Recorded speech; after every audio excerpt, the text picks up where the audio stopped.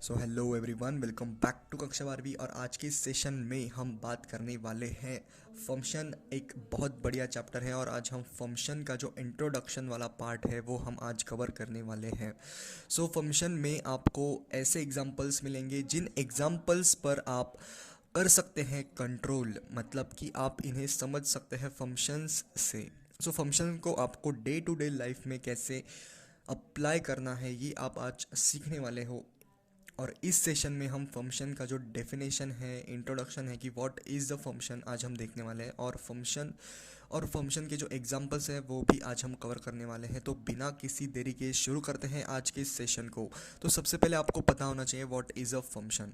तो फंक्शन की डेफिनेशन ऐसी है कि मान लो आपके घर पे एक मिक्सर है और मिक्सर में अगर आप इनपुट डालते हो, जैसे कि फल फ्रूट्स डालते हो, तो फ्रूट्स आपके हो गए इनपुट और जो जूस आपका निकलेगा जैसे कि वो होगा आपका आउटपुट। मतलब आप कुछ इनपुट डाल रहे हो, दिस इज़ अ फंक्शन। मतलब आप कुछ इनपुट डाल रहे हो और आपको आउटपुट मिल रहा है, इसी को हम कहते हैं फंक्शन। तो इनपुट मतलब आपने डाला है ऑरेंज और आपको मिल रहा है ऑरेंज जूस। जैसे कि एप्पल अगर आप डालोगे मिक्सर में तो आपको एप्पल जूस मिलेगा, अगर आप बनाना डालोगे तो आपको बनाना शेक मिलेगा। तो यही आपका फंक्शन है। फंक्शन को आप इसी तरीके से समझ सकते हैं कि आपको इनपुट डालना है, इनपुट डालने के बाद आपको आउटपुट मिलेगा। जैसे बहुत सारे एग्जांपल्स है फंक्शन के। सो एक और एग्जांपल है, इस एग्जांपल से आप समझ सकते हो। जैसे कि अगर मैंने किसी से 10,000 रुपये उधार लिए, ओके, तो ऐसा तो नहीं है कि वो मुझे फ्री में दे देगा, वो कुछ शर्त रखेगा कि मुझे इतना इतना परसेंट चाहिए। अगर उसने बोला कि मुझे 10% पे ये रिटर्न करना है और अगर मैंने देरी कर दी, ये चुकता करना ये मुझे चुकता करना है 10,000 रुपये, और अगर मैंने इसमें देरी कर दी, मतलब क्या, मतलब कि मैंने उसने मुझे बोला है, उसने कुछ टर्म्स एंड कंडीशन रखी थी कि मुझे यार है 1 साल में वापस चाहिए, लेकिन मैं ये नहीं दे सका, 10,000 रुपये मेरे से नहीं हो पाया। ओके, तो 10,000 मैंने उसको देना है लेकिन मैंने देर लगा दी। ओके, मैंने 5 साल में दिए। तो 5 साल में उसने बताया कि 10% पर मुझे ये देने होंगे।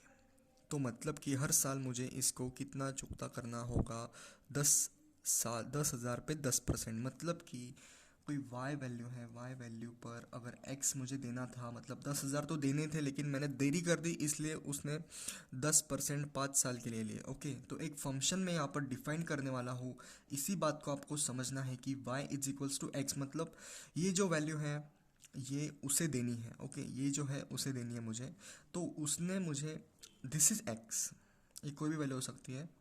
एक्स मतलब कि ये मुझे देना था, 10,000 मैंने लिए थे और मुझे उसको 10,000 देना था, देने थे। ओके, तो सबसे पहले 10,000 भी देने थे लेकिन मैंने देरी कर दी और उसने मुझे बोला था कि अगर देरी हो गई तो 10% पे मैं लूँगा, और 1 साल पर तो वो लेने ही वाला था 10%। तो एक फंक्शन यहाँ पर डिफाइंड होता है कि मुझे उसको 10,000 तो देने ही थे लेकिन यहाँ पर उसने 10% का व्याज लगा दिया। इसे क्या करते हैं, परसेंट पर रिटर्न, PCPA इसको बोलते हैं, परसेंट पर एनम। ओके, सो यहाँ पर 10% मतलब 10/100 ऑफ एक्स। तो मुझे उसे रिटर्न करने हैं x is equals two plus x plus ये 10% भी रिटर्न करने हैं। मतलब कि ये हो गए आपके यहाँ पर 10 10, मतलब 1.1 इंटू एक्स। ओके, सॉरी, 1.1 नहीं होगा, 0.x होगा, 0.x। तो ये जो एक्स्ट्रा वैल्यू है ये मुझे देनी पड़ेगी उसको जिससे मैंने ये 10,000 रुपये उधार लिए थे। ओके, तो ये आपका फंक्शन है। अगर,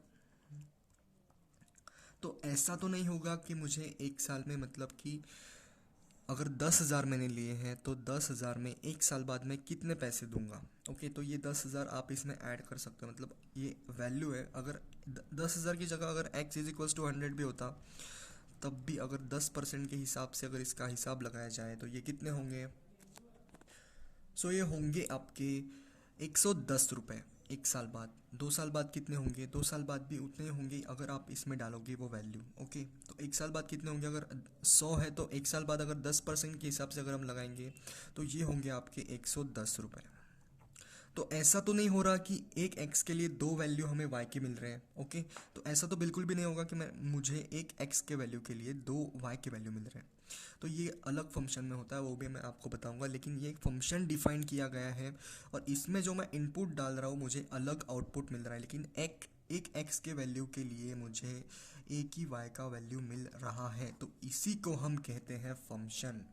so this is the overall definition of a function कि एक x के वैल्यू के लिए मुझे एक डिफरेंट y की वैल्यू मिल रही है। तो यही बात है और यही था मुझे अब तक का आपको बताने के लिए कि फंक्शन इस तरीके से वेरी करता है आपका। सो कुछ एग्जांपल लेते हैं कि व्हाट इज़ अ फंक्शन। सो सबसे पहले एक एग्जांपल लेते हैं। y अगर 4x है हमारा, तो इसका हम x वाला पार्ट भी बनाएंगे और y वाला पार्ट भी बनाएंगे। ओके, तो ये भी एक फंक्शन है। अगर मान लेते हैं कि कोई बोल दे मुझे कि मुझे किसी ने बोला है कि मुझे 4x टाइम देना। ओके, तो किसी से मैंने पैसे उधार लिए जो कि होंगे x वैल्यू, और उसने मुझे बोला बदले में कि तू मुझे रिटर्न में देगा 4x, मतलब इसका 4 टाइम्स मुझे तू पैसे वापस देना। तो इसी फंक्शन को हम डिफाइन करते हैं अभी। देखते अगर इस x की वैल्यू में एक बार मैं 1 पुट करके देखता हूँ, एक बार मैं 0 भी पुट करके देखता हूँ। ओके, 0 पुट करने के बाद y को हमें क्या मिलना, y की वैल्यू क्या मिलने वाली है, वो मिलने वाली है 0। अगर 1 पुट करेंगे x तो y इज इक्वल्स टू 4 आ रहा है। अगर 2 पुट करेंगे तो 8 आ रहा है, मतलब कि एक x के लिए एक डिफरेंट वैल्यू आ रही है। 0 के लिए 0, 1 के लिए 4, 2 के लिए 8। ओके, एक x के लिए एक डिफरेंट y की वैल्यू मिल रही है। तो इसी को हम कहते हैं function. This is the overall definition of a function. Okay, तो ऐसे ही आपके फंक्शंस डिफाइंड है और वो भी मैं आपको दिखाऊंगा कि कौन से आपके फंक्शन नहीं है। कि एक x के लिए अगर दो y की वैल्यू मिल जाए तो वो आपके फंक्शन नहीं है।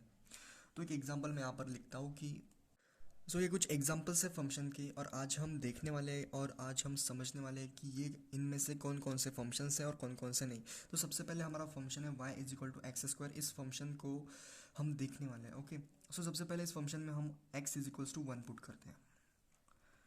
तो 1 पुट करने पर आपका y 1 आने वाला है और -1 पुट करने पर भी आपका y 1 ही आने वाला है। अगर 2 पुट करते हैं, देखते हैं 2 पुट करने पर आपका जो y है वो 4 आने वाला है और -2 पुट करने के बाद भी आपका जो y की वैल्यू है वो 4 ही आने वाली है। ओके, तो यहाँ पर एक x के लिए तो क्या हम बोल सकते हैं कि 2 के लिए यहाँ पर 4 आ रहा है और 2 के लिए यहाँ पर 4 आ रहा है, मतलब एक x के वैल्यू के लिए एक y की वैल्यू आ रही है आपकी। तो क्या हम बोल सकते हैं कि एक x के लिए आपकी एक y की वैल्यू आ रही है? हो सकता है यार, लेकिन ये फंक्शन है। बिकॉज कि एक x के लिए आपकी एक y की वैल्यू आ रही है, ऐसा नहीं कि एक x के लिए आपकी दो y की वैल्यू, ऐसा ऐसा तो नहीं हो रहा। मतलब ये आपका फंक्शन है, दिस इज़ अ फंक्शन।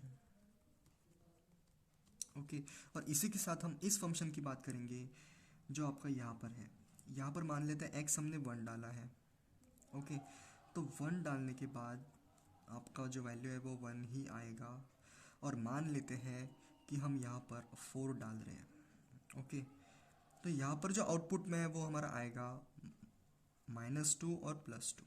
मतलब यहाँ पर जो है आपके एक x के वैल्यू के लिए दो y के वैल्यू आ रहे हैं, मतलब this is not a function, this is not a function. Okay, तो ये आपका फंक्शन नहीं है और ये आपका फंक्शन है। और हमारे जो बाकी के एग्जांपल्स हैं वो हम अभी देखेंगे। ये हमारा एग्जांपल है और इस एग्जांपल में एक x के लिए एक y की वैल्यू है और एक x के लिए एक y की वैल्यू है, मतलब दिस इज़ अ फंक्शन। और यहाँ पर एक एलिमेंट रह गया, लेकिन एक डेफिनेशन में तो हमने कुछ और ही बोला था। डेफिनेशन में हमने सिर्फ ये बोला था कि डेफिनेशन में कि एक x के लिए हमें सिर्फ एक y की वैल्यू चाहिए। ये अगर नहीं भी हुआ तो भी चल जाएगा। इसका ये मतलब है कि ये हमारा फंक्शन होगा। Okay, so this is a function. और इस फंक्शन की अगर हम बात करें तो 1 के लिए 48 है, 2 के लिए 58 है और 3 के लिए 51 है, 5 के लिए 40 है और 6 के लिए कुछ भी नहीं। मतलब कि एक x के लिए एक y की वैल्यू नहीं है, मतलब कि this is not a function in simple word. तो इस सेशन में आपने देखा कि व्हाट इज़ अ फंक्शन और कौन से हमारे फंक्शन हो सकते हैं और कौन से नहीं। और नेक्स्ट सेशन में हम टाइप्स ऑफ फंक्शन के बारे में बात करेंगे, into function, on to function. So बनी रहिए MST CET के लिए। एग्ज़ाम आपकी बहुत जल्द होने वाली है और तब तक के लिए पढ़ाई करते रहे। All the very best.